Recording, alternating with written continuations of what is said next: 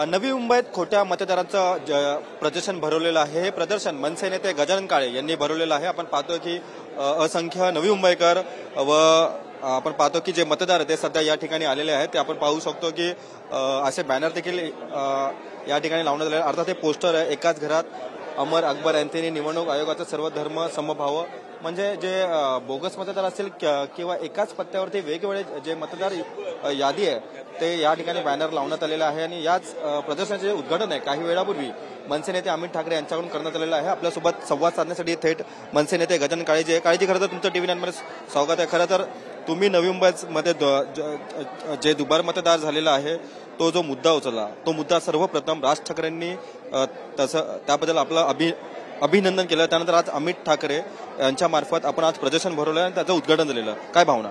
नाही, आज खरं म्हणजे तर आम्ही सातत्याने नवी मुंबई मनसे म्हणून हा मतदार यादीतला घोळ शोधतोय। आज सगळ्या नवी मुंबईकरांनी यावं आणि सोबत आशिष शेलार अधिकाऱ्यांनी यावं अशी माझी विनंती होती। त्याचं उद्घाटन आज अमित साहेबांच्या हस्ते झालंय। आज माझ्यासमोर एक क्लिप आहे, एकच घर क्रमांक, एकाच घरात एक मुस्लिम कुटुंब राहतं, एक ख्रिश्चन कुटुंब राहतं आणि एक मराठी कुटुंब राहतं।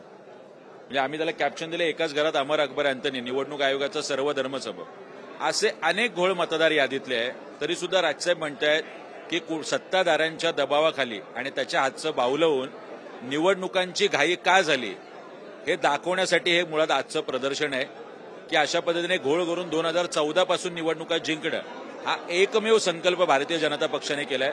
आणि अशी शेकडो उदाहरणं आहेत। राहायला बेलापूर विधानसभेत नेरुळला आणि त्यांची नावं ऐरोली विधानसभेत दिघा विभागात एकच मोबाईल नंबरवरती 288 मतदारांची नोंदणी होतं आणि तो मोबाईल नंबर माजी नगरसेविका यांच्या पतीचा सापडतो। असे अनेक घोळ आम्ही आज मतदार यादीतले दाखवून दिलेत। या सगळ्या घोळांचं एक संग्रह करून निवडणूक आयोगाला पुढच्या 2 दिवसात ती सुद्धा भेट आम्ही जाऊन देणार आहोत, जेणेकरून हा घोळ निस्तरावा अशी आमची विनंती आणि मागणी।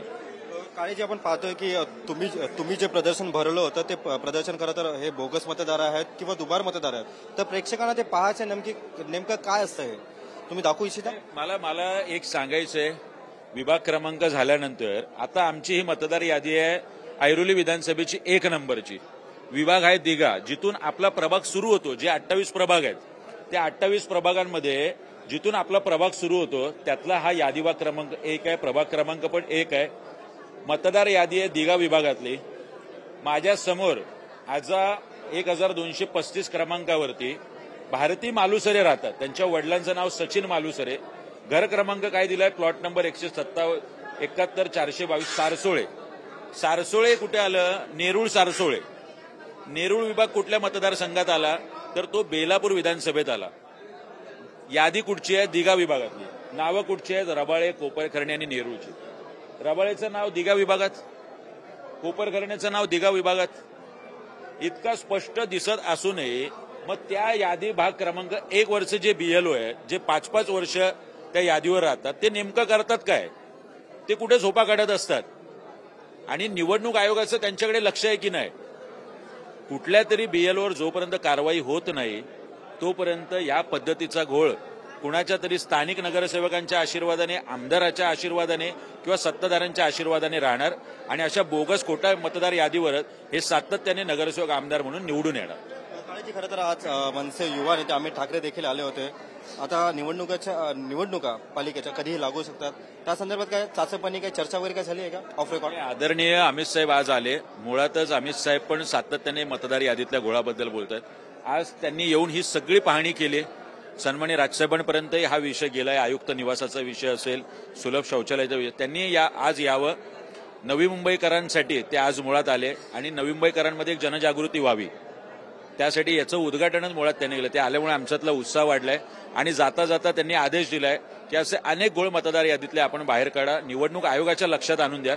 आणि मुळातच निवडणूक आयोग कारवाई करू न करू आम्ही जनतेच्या न्यायालयात हे सगळे घोळ घेऊन जाणार आहोत की आता जनतेने ठरवावं की अशा मतदार यादीवर निवडणुका झाल्या पाहिजेत की नाही झाल्या पाहिजेत। आणि जर झाल्या पाहिजेत तर या बोगस मतदारांचं काय करायचं हे जनतेने ठरवावं। महाराष्ट्र नवनिर्माण सेना म्हणून तर राजसाहेबांचा आदेश आहेच। आम्ही काय करायचं हे निवडणुकीच्या दिवशी कळेलच।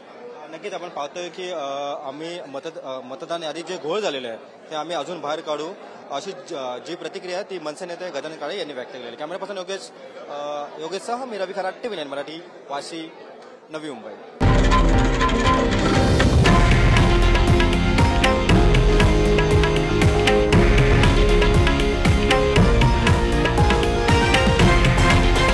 हे आहे देशातील नंबर 1 न्यूज नेटवर्क आणि आपण पाहत आहात TV9 मराठी, एकमेव.